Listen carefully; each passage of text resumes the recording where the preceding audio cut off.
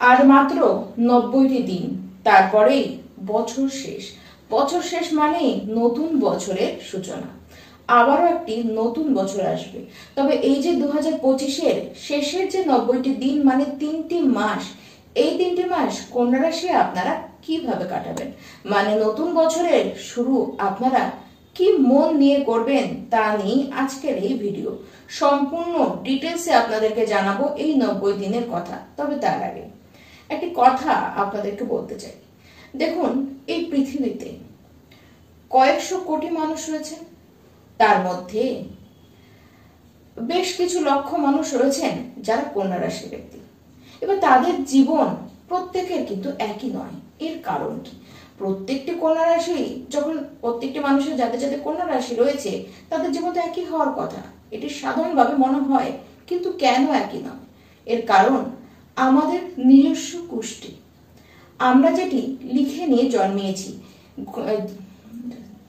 যেটি আমাদের গ্রহদের প্লেসমেন্ট, ঠিক সেই রকম ভাবে আমাদের জীবনের গতি প্রকৃতি কিন্তু এগায়।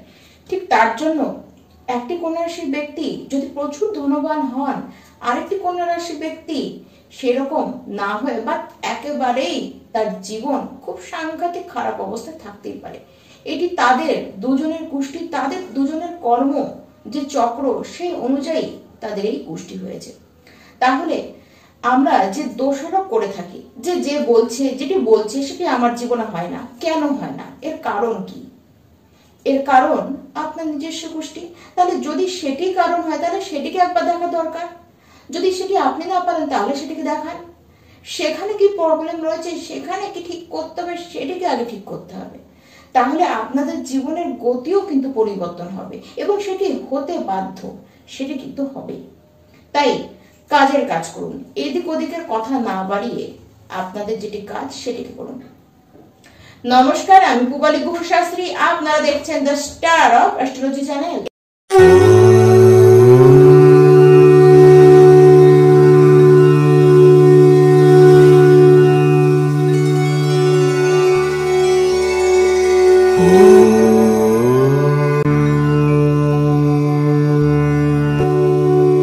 এবার আমরা মূল আলোচনায় আসি যে কন্যা রাশি 2025-এর শেষের 90টি দিন আপনাদের জীবনে কি ঘটতে চলেছে। 24শে অক্টোবর থেকে 28শে নভেম্বর পর্যন্ত আপনাদের মধ্যে ওভার থিঙ্কিং কিন্তু বাড়বে। অযথা কোনো জিনিস নিয়ে আপনারা বেশি চিন্তা করবেন, মনের মধ্যে কোনো কিছু নিয়ে একটি ভীতি আপনাদের কিন্তু লেগেই থাকবে।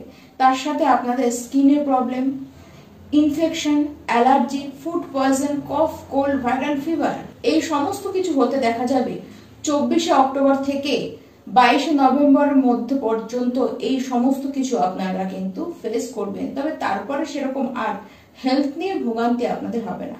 22শে নভেম্বরের পরে আপনারা কিন্তু বেশ ভালো থাকবেন। সেই সময় কথাবার্তাতেও যেমন আপনারা ভালো হবেন, তেমন কর্মের জায়গাও কিন্তু বেশ ভালো হবে। যদি আপনারা কোনো কাউন্সিলিং এর কাজের সাথে যুক্ত হন, বা যদি আপনারা পাবলিক ডিলিং এর কাজ করেন, যদি আপনারা কমিউনিকেশন ভিত্তিক কাজ করেন, সেই ক্ষেত্রে আপনাদের কিন্তু ভালো ফল আসতে দেখা যাবে। 28শে নভেম্বর পর্যন্ত আপনারা একটু কিছুতেই কনফিউজড হয়ে পড়বেন। তারপরে আপনাদের বিবাহিত জীবনেও কিছু সমস্যা কিন্তু দেখা দেবে। আপনার লাইফ পার্টনার সে একটুখানি সে রাগ দেখাবে বা সে নিজের কাজ নিয়ে অতিরিক্ত ব্যস্ত হয়ে পড়বে। 28শে নভেম্বর পর্যন্ত আপনারা যারা যারা ডেইলি ইনকাম বেশ কাজ করেন, যাদের ব্যবসা রয়েছে, আপনারাও কিন্তু খুব ব্যস্ত হয়ে পড়বেন। আপনাদের মাঝে মধ্যে কাজের কারণে ট্রাভেলিং হবে, তার সাথে ইনকাম আপনাদের কিন্তু বেশ হবে।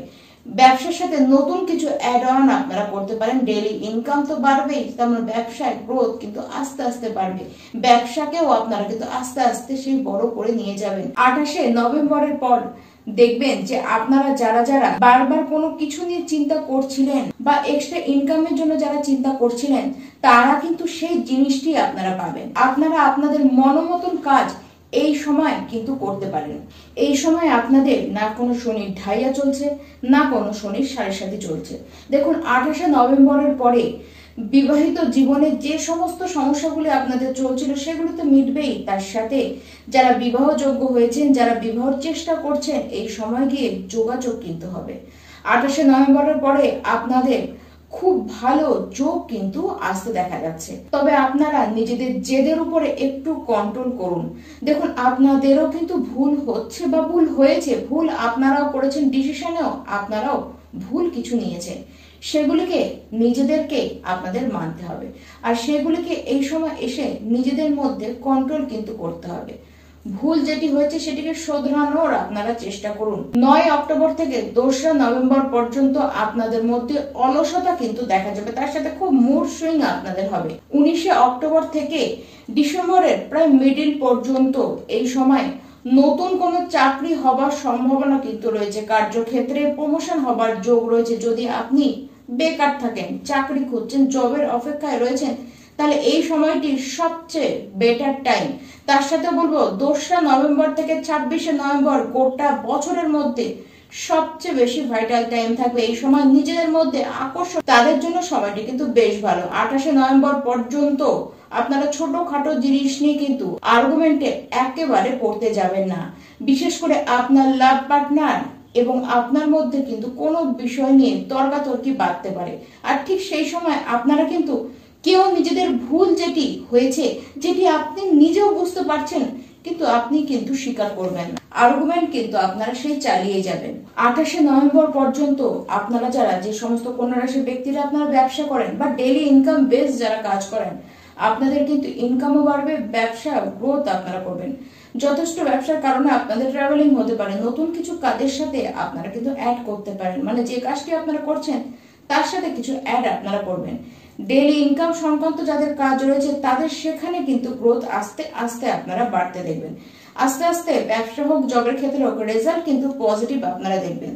যারা ব্যবসা করছেন এবং চিন্তা করছেন যে এক্সট্রা ইনকাম আমরা কি করে করব, কোনো পথ আপনারা পাচ্ছিলেন না, কিন্তু চেষ্টা ছিল, খুঁজছিলেন আপনারা, তাদের জন্য ভালো সময়, কারণ সামনে আপনারা পথ পাবেন এবং সেই ইনকাম আপনারা কিন্তু বাড়াতেও পারবেন।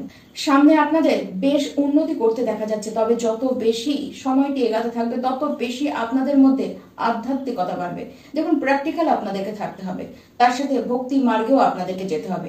আপনার জীবনে যেটুকু সমস্যা আপনারা দেখবেন সেটুকু কিন্তু নিজেদেরকে আধ্যাত্মের দিকে বেশি মাত্রায় নিয়ে গিয়েই আপনারা সেই সমস্যাগুলিকে সহজেই পার করতে পারবেন। দেখুন, লাইফে যদি কোনো লোন থাকে, সেটি নিয়ে যদি আপনাদেরকে খুব পালসেট হতে হয়, বা আপনারা যদি কোনো ইলিগাল অ্যাক্টিভিটিসের মধ্যে ফেসে থাকেন, বা আপনার উপরে কোনো আইনি জটিলতা থেকে থাকে, এই সমস্ত কিছু থেকে আপনি বেরানোর সুযোগ কিন্তু পাবেন।